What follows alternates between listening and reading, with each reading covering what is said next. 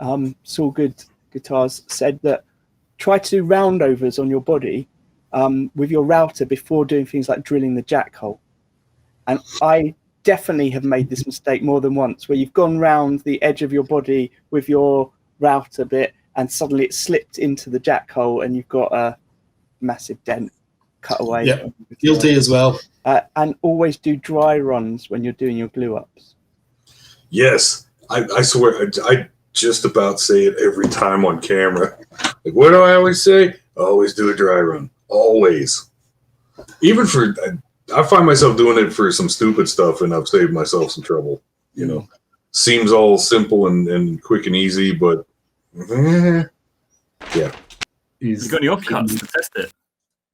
Yeah, so I've got, so I've done it. That's what I've done at the moment. So I've sustained the offcuts, but yeah, committing to putting it on the actual body. So I think what I'm going to do, because I'll have the carves, sort of carve through the top. So like on the arm carve, you'll see the body, you'll see both from the top. So I think I'll sort of carve to a, halfway. So some of the body's exposed, then stain that to see what it looks like from the top where I can see both. And then if, then I'll carve all that away to where I want it. And then if I've liked how that looks, I'll stain it all. If I didn't like how it looked and prefer natural, I'll keep it natural. But yeah, they're the kind of the choices that, you do something and then almost, with something like a stain, you're going to know pretty quick if you like it or not. Well, I'd recommend there's a lot of work to fix it. If you've got any more offcuts, I would stain it black and then sand it back and then go the color, because it brings out, like, this was a complete accident. Yep. So I'd recommend going black, sanding that back, and then going the stain. It brings out all the detail a bit more. I mean, you don't have to, but try it. Enough offcuts.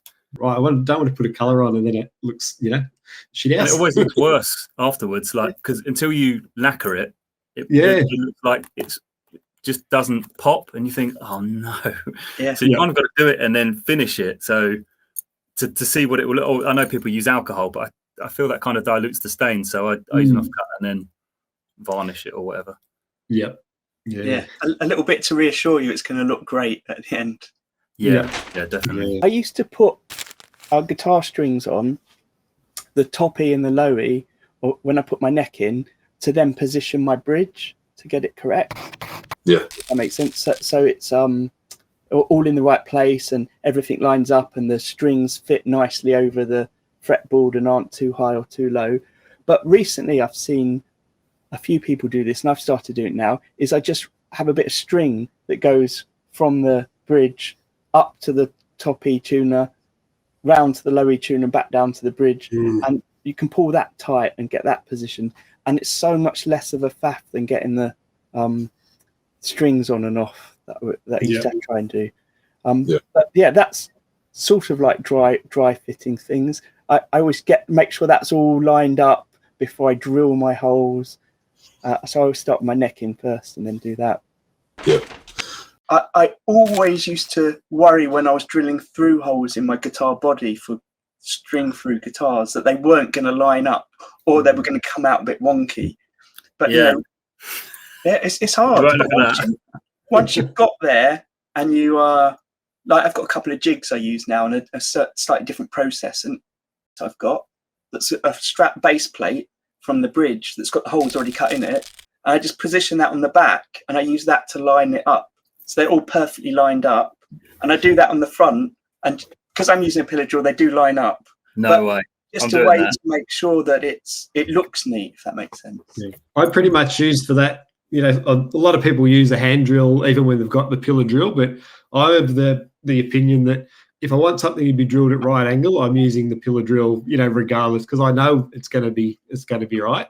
And I think, so for, drilling the holes through, you drill from both sides. So like drill the outer two all the way through, and then you can flip it. And then, drill, put your marks on both sides where they need to be. And then you can sort of drill from both sides and meet in the middle. So any discrepancy will be like in the middle of the body with the hole will be out of alignment a little bit, but no one's ever going to see it in the body. So from each side, it's going to look nice and straight. The thing is, until you know a technique of how to do something, or until you've done it and done it wrong, you don't know that you even need to know a different technique or that it might go wrong. Oh yeah, you need to mess a few things up. Yeah. That's why it's good to buy, you know, a load of Harley Bentons for 50 quid or whatever, Exactly. and ruin them. Or, well, try and mod them, but you will ruin them. And as Scott always says, have a slightly lower expectation. Don't expect your first thing to be perfect, because it never will be.